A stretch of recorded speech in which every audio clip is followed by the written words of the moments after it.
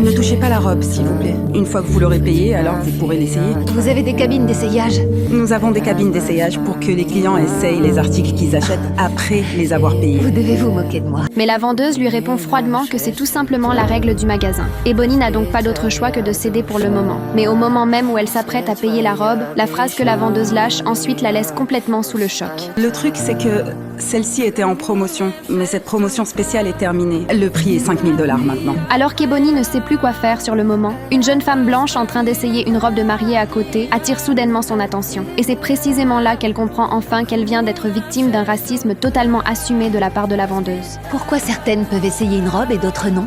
C'est parce que ces filles font partie de nos clientes régulières. Excusez-moi, quoi? En fait, c'est la première fois que je viens ici, alors ne me faites pas passer pour une divorcée.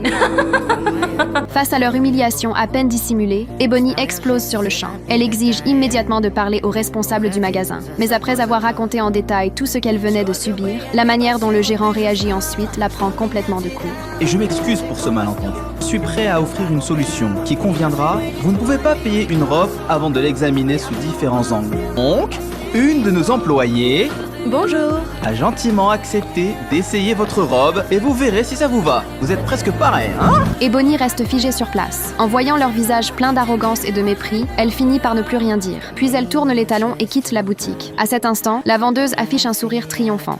Mais elles vont très vite regretter ce qu'elles viennent de faire. Qu'est-ce qui se passe? Monsieur Scott! Nous sommes vraiment désolés pour le vacarme, mais maintenant tout est sous contrôle. Cette fille allait voler une robe, mais nous avons déjà traité avec la petite voleuse. Nous ne la laisserons plus entrer.